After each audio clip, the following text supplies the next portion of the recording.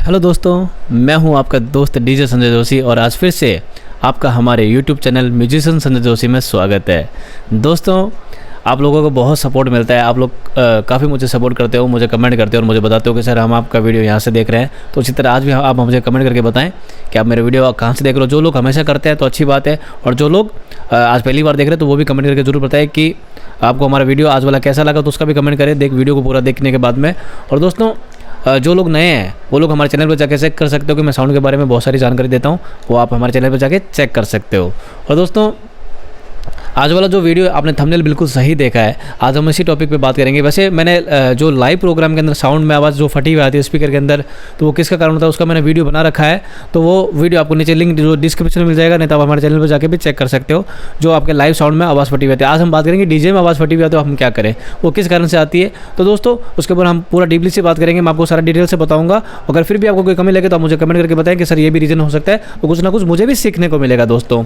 तो दोस्तों, अरे बिल्कुल ऐसे ही कुछ चीज़ें ऐसी होती है जिसको हम इग्नोर कर देते हैं और वो फिर अपना काम दिखाना स्टार्ट कर देते हैं। उसी तरह आपको डीजे के अंदर ध्यान रखना है कि प्रॉब्लम कहीं से भी हो सकती है आवाज़ फटने का, तो उस चीज़ को आपको थोड़ा इग्नोर नहीं करना। आपको हर चीज़ को डीपली से ध्यान रखना है कि कौन सा जो आपका मिक्सर है कितना आउटपुट पे खुला है, वॉल्यूम कहाँ तक खुला है, आपका वोल्टेज कितना है, आपका मिक्सर में गेन कितना है, आपके पास एम्पलीफायर कौन सा है, आपके पास स्पीकर कौन सा है, सारों की मैचिंग है या नहीं है, आपका कनेक्शन सही है या नहीं है। तो वो सब चीज़ आपको ऐसे ध्यान में रखना है। तो दोस्तों, स्टार्ट करते हैं आज का वीडियो।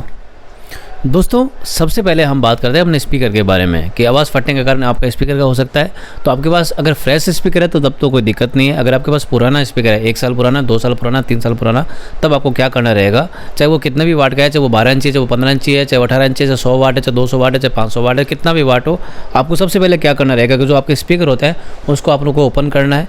ओपन करने के बाद में जो आपका स्पीकर है उसका आपको पर्दा चेक करना है कि पर्दा कहीं से फटा हुआ तो नहीं है, या उसके ऊपर जो कैप लगी हुई तो उसने अपनी कहीं जगह तो नहीं छोड़ दी, और उसके अलावा जो इसके नीचे स्पाइडर लगा होता है उसने कहीं जगह तो नहीं छोड़ दी। वो भी आपको धीरे से उसको आराम से चेक करना है, और आप खुद उसको चेक करते उतार मत देना। तो उसको तरीके से थोड़ा चेक करना, और वो चेक करने के बाद आपको लगेगा एकदम परफेक्ट है, फिर भी आवाज़ फटी हुई है, तो अगला जो प्रोसेस होगा वो आपको बता देता हूँ कि आपको अपना वायर चेक करना है।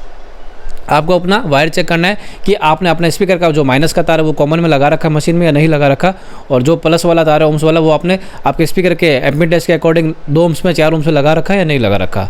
तो दोस्तों, एक वो भी कारण हो सकता है। और आपको ऐसा भी कभी कभी होता है कि जैसे हम एक स्पीकर का प्लस माइनस तो मशीन में सही जोड़ते हैं, एक स्पीकर का प्लस माइनस गलत जोड़ते हैं, तो उसकी वजह से आवाज़ दब जाती है और आवाज़ खानी स्टार्ट हो जाती है। तो वो पर्टिकुलर दोस्तों आपको एकदम चेक करना रहेगा। आप जब स्पीकर वापस रिपेयर करके सही करके स्पीकर के अंदर वापस आप लगाते हो अपने बॉक्स के अंदर, तब भी आपको कनेक्शन आसानी से करना है और आराम से धीरे धीरे करना है और चेक करके करना है। और कैसे करना है उसके ऊपर मैंने एक वीडियो बनाया हुआ है, तो वो जो आपको लिंक वो नीचे आपको डिस्क्रिप्शन में मिल जाएगा कि आपको स्पीकर कैसे चेक करके अपने स्पीकर में बॉक्स के अंदर लगाना है। तो दोस्तों, तो वो बात है, अगर स्पीकर गलत तार होगा तब भी आवाज़ खानी स्टार्ट हो जाएगी, तो वो आपको थोड़ा चेक करके लगाना है।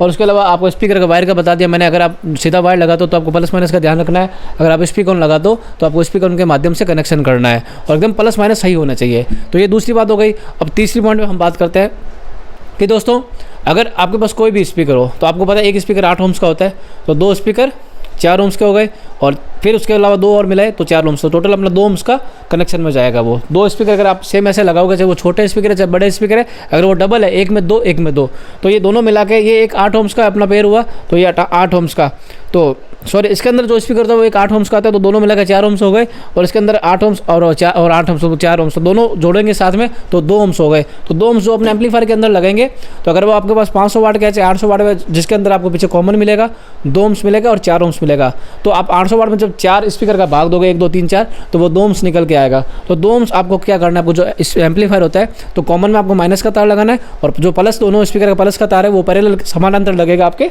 एम्पलीफायर के 2 ओम्स के अंदर। दोस्तों, इस बात को आपको ध्यान में रखना है। और अगर आप सिंगल स्पीकर लगा रहे हो तो वो 4 ओम्स में लगेगा, तो 8 प्लस 4 उसका आधा हो जाएगा, 8/2, तो आपको क्या लगेगा 4 के अंदर लगेगा, कोई दिक्कत नहीं दोस्तों। तो ये आपको इस पॉइंट में आपको ये ध्यान रखना है कि आपको पैरेलल में आप कनेक्शन कर रहे हो तो आपको इसका थोड़ा सा ध्यान में रखना है दोस्तों। कि आपको कनेक्शन एकदम बेस्ट तरीके से करना है। और दोस्तों अगर उसके अलावा हम बात करें तो अब उसके बाद में हम जो नेक्स्ट प्रोसेस आते हैं कि आपको अपनी मशीन की क्वालिटी चेक करनी है कि आपकी मशीन कितनी पुरानी है और मशीन थोड़ी वीक तो नहीं होगी आपकी। और दोस्तों फटी हुई आवाज़ मोस्टली आपको बता दो एम्पलीफायर के अंदर आती है। जो एम्पलीफायर 200 वाट का है, 250 वाट का है, 300 वाट का है, 400 वाट का है, 500 वाट का है, जिसके अंदर माइक लगते हैं वो एम्पलीफायर के अंदर आवाज़ मोस्टली फटी हुई आ भी सकती है वोल्टेज के कारण। जो पावर बूस्टर होते हैं, मोस्फेट होते हैं, तो वो बहुत रेयर चांस में फटी हुई आवाज़ देते हैं। इस बात को अगर आप एग्री करते हो तो कमेंट करके ज़रूर बताएं। और उसके बाद में आपको जो अपना बोर्ड बनाना है, चाहे छोटा बोर्ड है, तो आपको उसके अंदर एक डिजिटल वोल्टेज मीटर लगाना है ताकि आपको वोल्टेज का अंदाज़ा है। अगर आपके वोल्टेज पूरा रहता है तब आपको स्टेबलाइजर खरीदने की कोई ज़रूरत नहीं है। तो आप अपने वोल्टेज मीटर में वोल्टेज चेक करके लगाए, जहाँ पे 220, 230, 240 रहे, तब भी आवाज़ फटने का कारण हो सकता है। अगर आपकी आवाज़ आप ज़्यादा खोलते हो और मशीन फिर लोड उठाती है तो आवाज़ फट सकती है। देखो आपको उसका भी ध्यान रखना है। और उसके अलावा आपको अगर वहाँ पे वोल्टेज हमेशा 190, 180 कम रहता है तो फिर आपको एक स्टेबलाइजर परचेज करना रहेगा। 2 किलोवाट, 5 किलोवाट, 3 किलोवाट का जो भी आपका बजट के अकॉर्डिंग हो, जो आपके सामान के अकॉर्डिंग हो, वो आपको परचेज करना रहेगा। अच्छी सी कंपनी का स्टूडियो मास्टर का खरीद लो या और भी कंपनी आती है, तो वो आप आपका एम्पलीफायर उसके साथ में लगाओगे तो भी आवाज़ फटने का वो भी कारण हो सकता है। इतने भी कारण होते हैं आवाज़ फटने के। उसके अलावा हम मेन बात करते हैं सेटिंग के ऊपर। दोस्तों अब हम अपने मिक्सर की बात करते हैं। आपके पास पर्टिकुलर कोई भी मिक्सर हो जिसके अंदर गेन होना चाहिए, ट्रेबल होना चाहिए, मिड होना चाहिए, बेस होना चाहिए और आपका मेन वॉल्यूम होना चाहिए। अगर आप सीधा एम्पलीफायर लगा रहे हो तब तो एम्पलीफायर के अंदर भी आपको मेन वॉल्यूम मिल जाएगा, आपको और मिड और ट्रेबल और बेस मिल जाएगा। तो आपको बेस भी उतना ही खोलना है जितना आवाज़ फटे नहीं। तो आपको सबसे पहले अगर आप मिक्सर लगा रहे हो तो आपको जो गेन है वो आपको गेन सेंटर से ऊपर तो करना ही नहीं। जैसे पर्टिकुलर मैंने 5 नंबर पर अपना ऑक्स केबल डालाई, जो ऑक्स केबल डाली जो जैसे अपना लैपटॉप या मोबाइल चल रहा है, डीजे चल रहा है, तो मैंने इसको सेंटर से तो ऊपर करना ही नहीं। आपके पास कोई भी मिक्सर सेंटर से ऊपर करोगे तो आवाज़ फटेगी। तो आपको उसको क्या करना है, या आप सेंटर से एक कम कर लो या सेंटर में कर दो। उसके बाद में जो ट्रेबल है, ट्रेबल आप सेंटर से एक ऊपर कर सकते हो, 2 सेंटर के एक ऊपर कर सकते हो। और जो मिड है, मिड को भी आप सेंटर से एक ऊपर कर सकते हो। और जो बेस है, वो बेस आपके स्पीकर के अकॉर्डिंग होता है, आपके स्पीकर के एम्पीडेंस के अकॉर्डिंग होता है, स्पीकर के लोड के अकॉर्डिंग होता है, आपके मशीन के लोड के अकॉर्डिंग होता है।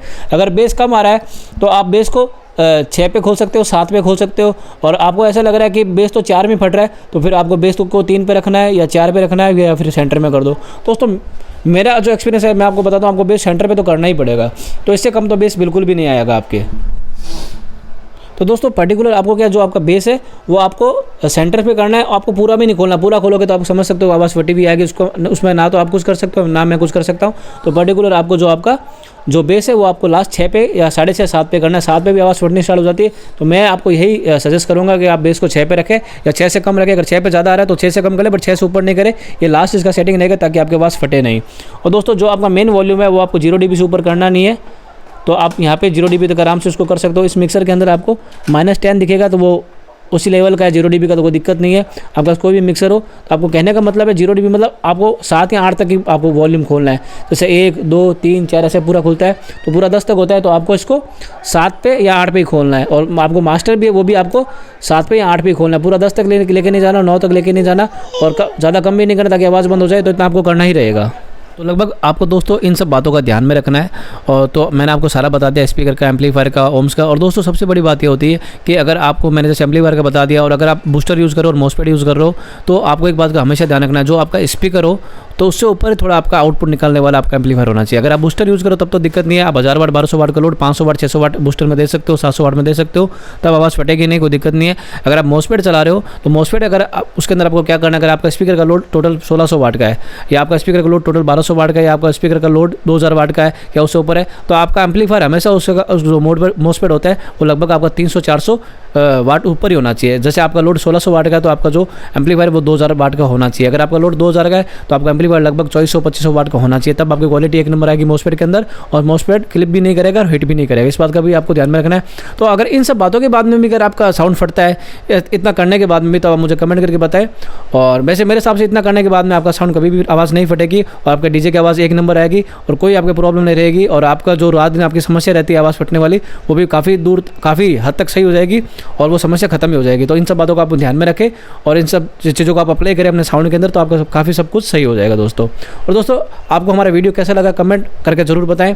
और आप मेरा वीडियो कहाँ से देख रहे हो ये भी आप कमेंट करके ज़रूर बताएं। और आपके साउंड सर्विस का क्या नाम है उसका भी कमेंट करें। दोस्तों अगर आपने अभी तक हमारे चैनल सब्सक्राइब नहीं किया तो हमारे चैनल को सब्सक्राइब करें और बेल आइकन प्रेस करें। दोस्तों मैं हूं आपका दोस्त डीजे संजय जोशी। धन्यवाद।